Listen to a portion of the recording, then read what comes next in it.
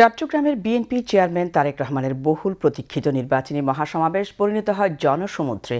আগামীতে তারেক রহমানের নেতৃত্বে গড়ে উঠবে নিপীড়ন, নির্যাতন ও ঘুষ দুর্নীতিমুক্ত নতুন এক বাংলাদেশ। এমনটাই প্রত্যাশা সমাবেশে যোগ দেয়া নেতাকর্মী ও সমর্থকদের। আরও জানাচ্ছেন সুরেশ কুমার দাস।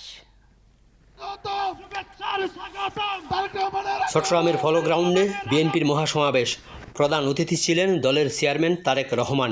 আজ উৎসব মুখরিত ছিল চট্টগ্রামের পুরো বিএনপি পরিবার। সমাবেশে আগমন ঘটে কয়েক লাখ নেতাকর্মী, সমর্থক ও জনতার, যাদের প্রত্যাশা একটি নতুন বাংলাদেশ গঠন হবে তারেক রহমানের নেতৃত্বে। আমাদের এখানে যারা অন্ততপক্ষে চলাফেরা করতে পারে সবাই চলে আসছে, সকাল 7টা বাজে চলে আসছে। অত্যন্ত ভালো লাগছে, খুশির কোনো শেষ নেই। আমরা তারেক রহমান থেকে অনেক কিছু আশা করি। উনি বাংলাদেশে আগমনের পর থেকে বাংলাদেশের রাজনীতি অনেকটা পরিবর্তন হয়েছে। ইনশাআল্লাহ উনি প্রধানমন্ত্রী হলে বাংলাদেশের সব দিক দিয়ে, অর্থনৈতিক, স্বাস্থ্যের দিকে, সব দিকে ইনশাআল্লাহ উন্নতি হবে। প্রায় 20 বছর পর চট্টগ্রামে আসলেন তারেক রহমান। তার এই নির্বাচনী সমাবেশের মাধ্যমে আগামী সংসদ নির্বাচনে বিএনপির বিজয় নিশ্চিত হবে বলে মনে করেন সমাবেশে উপস্থিত নেতাকর্মীরা।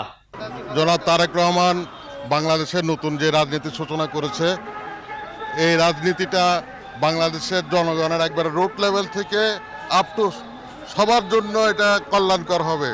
আমাদের নেতা আসছে, অবশ্যই ওনার মা দোয়া ইনশাআল্লাহ কবুল হয়েছে। নির্বাচনে বিজয়ী হয়ে তারেক রহমান সরকার গঠন করলে দেশের মানুষের আশা আকাঙ্ক্ষা পূরণ হবে বলে তারা আশাবাদী।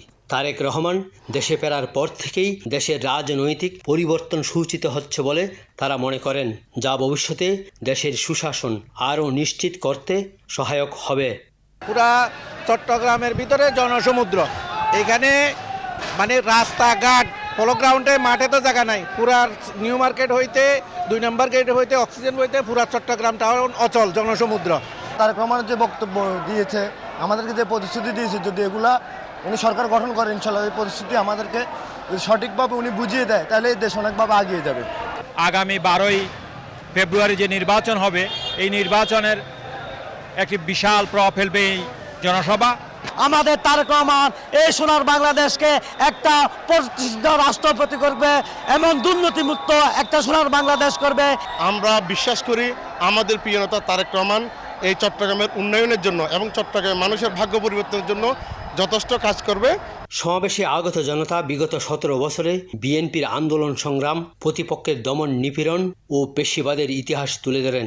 আসন্ন সংসদ নির্বাচনে জনগণের রায়ে সেই দমন পীড়নের রাজনীতি ও পেশিবাদের কবর রচনা হবে বলে আশাবাদী। সুরেশ কুমার দাস, বাংলাদেশ টেলিভিশন, চট্টগ্রাম।